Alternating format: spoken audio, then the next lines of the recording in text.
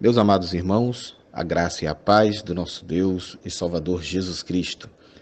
Quero deixar aqui mais uma vez o meu grande abraço a todos aqueles que nos dão a honra, o prazer e a satisfação de acompanhar este trabalho, de nos ouvir. Obrigado aos irmãos que estão frequentando o nosso canal, que estão inscrevendo-se em nosso canal. Fiquem à vontade, o convite é estendido a todos que nos escutam nesse momento. Você procura por Pastor Pr. Reinaldo Ribeiro no YouTube. Ali você localiza o nosso canal e você tem acesso a todos esses áudios, a esses trabalhos, aos conteúdos que são produzidos no Grupo Teólogos da Verdade, que é um grupo para o WhatsApp criado com a finalidade de fomentar na liderança cristã a preocupação e o empenho na busca pelo esclarecimento da verdade em meio a toda esta onda de heresias que lamentavelmente tem desfigurado a teologia cristã em dias atuais. E hoje temos mais uma vez um tema de caráter palpitante, por que não dizer preocupante. Entrevistas com demônios em rede nacional. O neopentecostalismo tornou comum uma cena que os antigos jamais admitiriam. Transformou práticas exorcistas em espetáculo televisivo. É correto entrevistar demônios? Qual deve ser a postura bíblica de um cristão ao lidar com uma pessoa possuída por um espírito imundo? Meus irmãos, pastores e líderes comprometidos com o verdadeiro evangelho já começam a demonstrar grande preocupação diante das extravagâncias que estão surgindo nos púlpitos brasileiros. A cada dia que passa surgem novas práticas anti- e extra-bíblicas. Eu decidi que eu não uso mais, como alguns o fazem, o eufemismo de classificar esses absurdos de modismos. Eu os coloco como heresias. As críticas que antes corriam apenas a boca pequena, agora tomam corpo e são divulgadas em grandes sites de expressão. A igreja evangélica ela não pode mais ficar calada diante de tamanha irracionalidade. Não desejamos ser julgados pelo pecado de omissão. O povo brasileiro precisa saber que essas tolices, como a que nós trazemos hoje neste tema, estão completamente à margem do evangelho que nos foi ensinado por Jesus. Na verdade, trata-se de um outro evangelho. Em detrimento da palavra, multiplicam-se os púlpitos festivos, encenações inusitadas, objetos ungidos e mágicos, entrevistas com demônios, amuletos, mercadorias diversas, tudo é válido nesse desvairio em que se envolvem pregadores e ouvintes em meio a esta máquina gigantesca de apostasia lucrativa nos nossos dias. A impressão que se tem é que o evangelho, da forma que foi anunciado pelos apóstolos nos primeiros tempos, já não serve para os dias atuais. Falar de pecado, de arrependimento, de perdão, de santidade se tornou antiquado, obsoleto, até repreensível. É preciso entreter os ouvintes, apresentar uma nova atração a cada semana. Tudo semelhante ao que nós vemos na sociedade consumista. Mas o que é preciso mesmo, e com urgência, é assumirmos uma postura profética, apologética e denunciarmos o que estão fazendo com o Evangelho. Muitas ovelhas já perderam até a noção do que é ser cristão. Não sabem sequer por que Jesus morreu. Têm o dízimo como meio de obter bênçãos espirituais e materiais. Não conhecem o Evangelho da renúncia, da resignação, do sofrimento, do carregar a cruz e do contentar-se com um pouco. É neste contexto caótico que surgem os entrevistadores de demônios em rede nacional ou mesmo nas igrejas, que fazem de Satanás um personagem televisivo para se assistir com pipoca e refrigerante e lançam no inferno aqueles que não atentam para o perigo destas heresias. O primeiro relato, irmãos, que temos na Escritura sobre possessão, demonização ou alguém sob domínio de Satanás, ele pode ser visto lá em Marcos, no capítulo 1, versos de 21 até 26, onde Jesus, entrando numa sinagoga para ensinar as Escrituras, se depara com um homem possesso, ou sob o domínio de um espírito maligno, que talvez no meio ou no final do discurso de Jesus, faz a seguinte afirmação: que temos nós contigo, Jesus Nazareno? Vieste para destruir-nos? sei quem és tu, o Santo de Deus. Isso está no versículo 24. Jesus, porém, repreende os demônios, dizendo: cala-te e sai dele. Verso 25. E imediatamente, Marcos diz que o espírito saiu daquele homem. Os amados notem que, neste caso, Jesus não ordenou que o demônio manifestasse. Ele apenas repreendeu o demônio, ordenando que saísse daquele homem. Aparentemente, aquele homem agiu normalmente, como uma pessoa comum.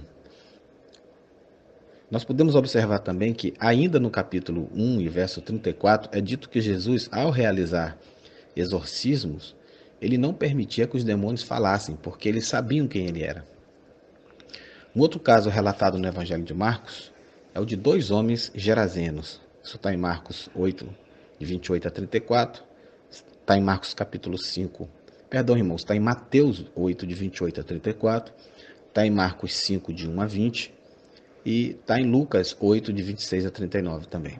Agora, de acordo com o relato de Marcos, no capítulo 5, de 7 a 13, que descreve apenas um homem, é dito que ao ver Jesus de longe, ele correu e se prostrou de joelhos aos seus pés, porque Jesus dissera ao demônio que saísse naquele homem. Está no verso de 6 a 8 isso. Em seguida, Jesus pergunta qual é o nome daqueles demônios, que se chamava legião, porque eram muitos. Uma legião romana de soldados era composta por cerca de 6.000 soldados, por exemplo, né?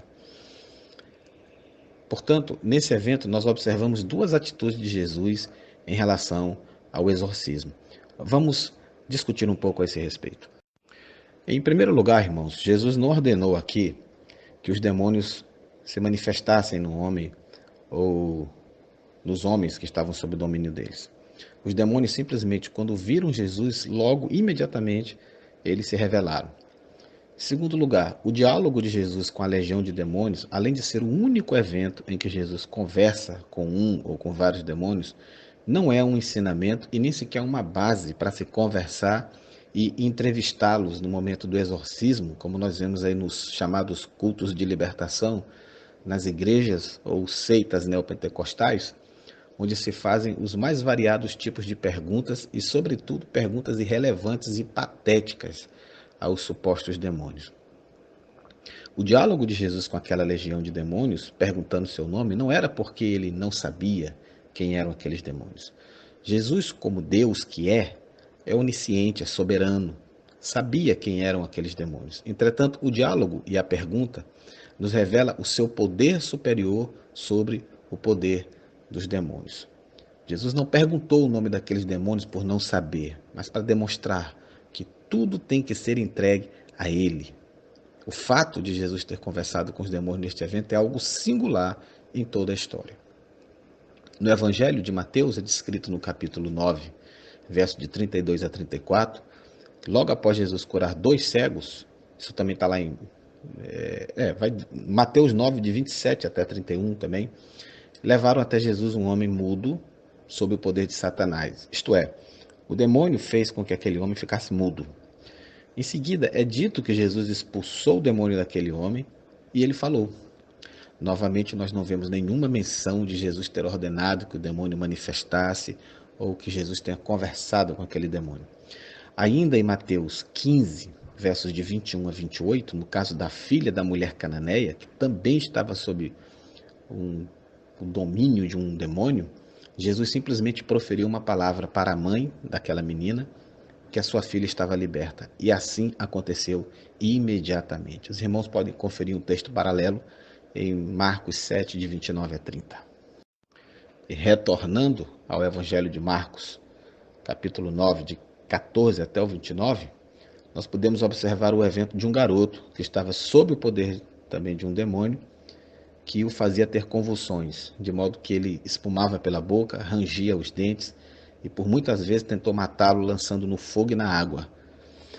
Ao se deparar com esse garoto, irmãos, Jesus o liberta do poder do demônio, não ordenando que ele se manifestasse, tampouco Jesus conversa com o demônio, mas simplesmente Jesus afirma: espírito mudo e surdo, eu te ordeno, sai dele e nunca mais entre.